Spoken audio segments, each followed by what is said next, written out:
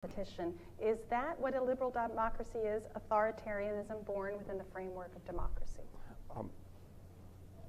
We are always in danger when we talk about the subject of being distracted by the memory of the most spectacular cases of democratic breakdown in the history of the world, in Italy and in Germany, and in some of the countries of Latin America where there were violent coups.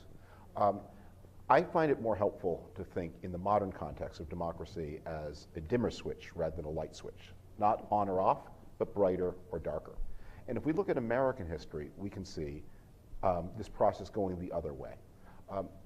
Americans think, of course, we always think of ourselves as a democratic society, and yet it is possible to have a functioning democracy as we were while in the 1930s, we were a democracy, while denying the vote to millions of people on the basis of their color. We thought of ourselves as a democracy in the 1950s, even as police torture was a routine practice at the state and local level. And we thought of ourselves as a democracy in the 1970s, even though the security services were in no way answerable to the Congress of the United States and answered solely to the executive. Congress didn't even know their budget. In the time since then, each of those things has been, to a greater or lesser degree, corrected. We have become a more liberal democracy. Well, if it's possible to become a more liberal democracy on the way in one direction, in the same way, you can become gradually a less liberal democracy without going through the full overthrow of your state. I think as we look at the 21st century, it's important to keep in mind, I keep in mind the words of a great teacher of mine who taught medieval history. History never repeats itself. It only appears to do so to those who do not pay attention to the details. The things we have to worry about in the future are not the same as the things we worried about in the past. Excellent. And Charles, I know you're going to say Viktor Orban knows with journalists and others. Well, I won't present myself as any kind of expert on the region. I very much agree with Radek about how important it is not to pathologize Central and Eastern Europe. There's a flu going around the neighborhood.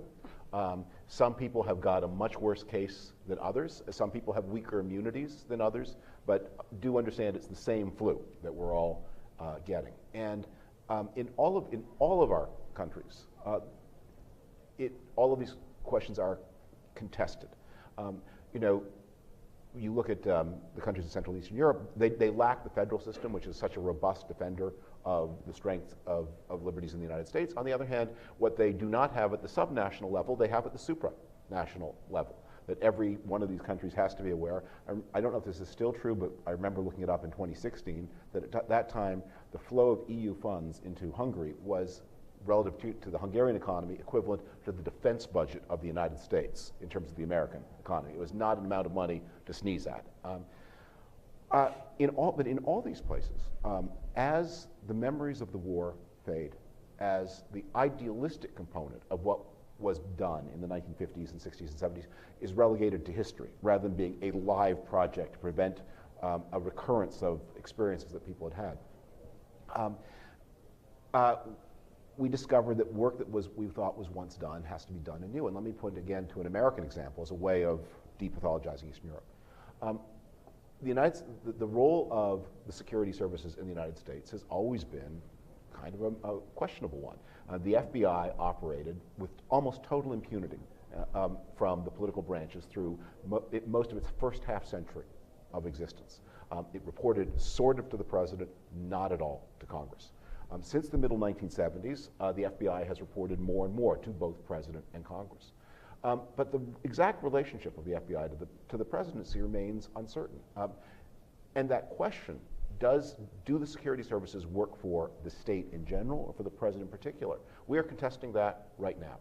We have had 2 cases in American history where the FBI director was fired. Once it happened under Bill Clinton, now again under Donald Trump, who fired also an acting director, 2 FBI directors really. When Bill Clinton fired an FBI director in 1993, he did so on the basis of a widely agreed statement of facts of a problem, a misuse of official accounts. The head of the FBI was given notice of his offenses and an opportunity to comment. There was consultation with Congress, and after Congress agreed with the president that the accounts had been misused, and after some weeks of controversy, the FBI director was fired, and the message was sent: the FBI director, although theoretically serving at the pleasure of the president, in fact serves not at the pleasure of the president. We are now contesting that. Donald Trump is asserting that the FBI director can be fired at any time for any reason with no consultation. If he succeeds politically, that will be the new rule. And that all the changes that have been made to the FBI since the middle 1970s will be undone.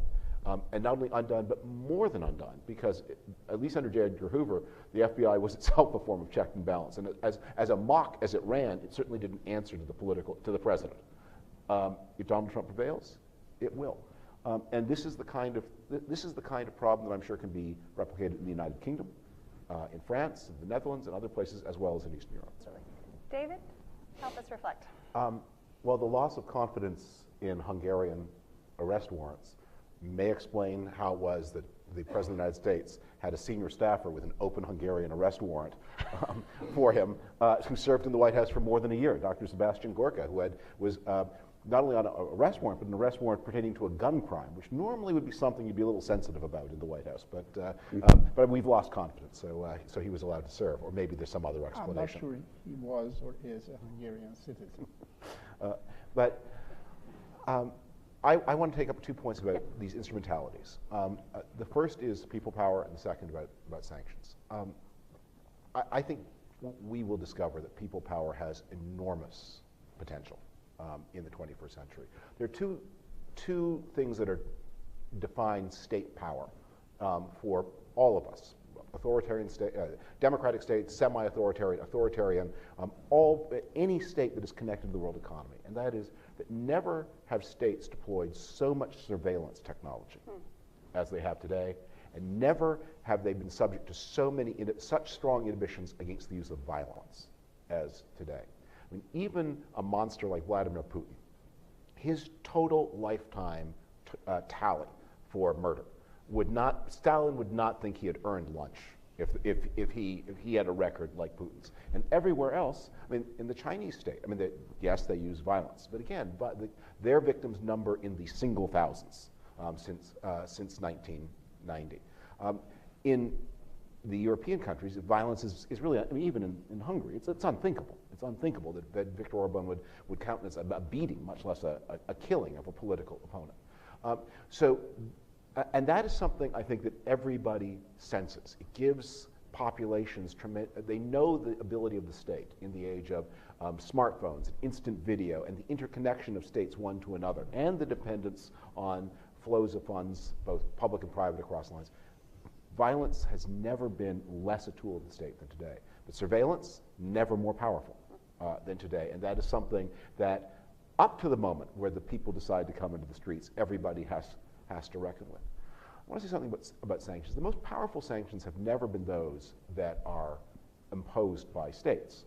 They are those that are imposed by private or entities. A country loses the confidence of international markets, and that is the sanction. It can't sell its debt. It can't attract investment. But there also has to be a caveat that some states are much more sensitive to these kinds of sanctions than others. The extreme case is South Africa, a state that was characterized by being actually quite a poor country on average. Pre-apartheid South Africa, a small number of people lived middle-class lives, but most people were very poor, that earned its living with hugely capital-intensive industries that required massive flows of international funds in order to be competitive. So that's your pure case. But it took, what, 15 years? Yeah, but I'm not talking about the formal sanctions. I'm talking about the capital strike that hit South Africa after the middle 1980s, as the future became more and more uncertain, and that the unwillingness to invest in gold mines and diamond mines, that's what brought the regime down, not the things that the government's imposed. And when you're trying to assess how vulnerable is a country to such pressures, the richer it is, the less vulnerable, and the less capital intensive its economy is, the less vulnerable. David. The FBI matter. In one of George Orwell's essays from the 1930s, he describes what was a popular music hall song in England at the time, and the chorus was, "You can't do that here, you can't do that here, maybe you can do that somewhere else, but you can't do that here." I think that is the essence of the liberal democratic spirit. And one of the things that defines the United States is because we are governed by this ancient constitution, core working parts from 1787, a lot of questions that are completely unanticipated in the 1787 document that we deal with informally with an understanding on the principle you can't do that here. So when we began to need the when the United States became a great power, when the world became smaller, when it had to build institutions like the CIA and the FBI, and the question is, well, how do you govern them? I mean, and we have governed them at first not very well, later better, through an informal understanding, which is they're part of the executive branch. They take orders from the president, but Congress has oversight, and the oversight is often very informal. Not just through the intelligence committees created in the 1970s, but through the kind of consultation Bill Clinton did when he fired his FBI. He didn't take it to a committee of Congress because he's a presidential appointee, but he made sure that relevant congressional members saw the evidence, agreed that it was compelling before he fired someone. He did not assert the right to have the person serve at his pleasure. But the status of these institutions has always been a question mark. Now, I'm not claiming, and I hope I didn't say anything to suggest that I see them as some kind of branch of government, but I see their status within the government as an extremely important problem, and the Trump administration has forced us truly to confront that problem, because one of President Trump's ambitions is to neutralize the independence of those agencies, to use them as instrumentalities of his personal power. And I think Americans have to say about that, you can't do that here. Maybe you can do that somewhere else, but you can't do that here. One thing about punishments, and that's not my topic, but I don't think that's how we're going to get out of this.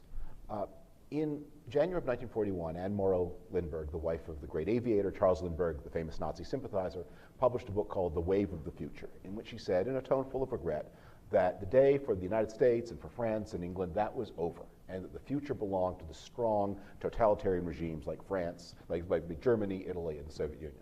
So 4 years later, Hamburg is 1.5 feet high, and it ain't the wave of the future anymore.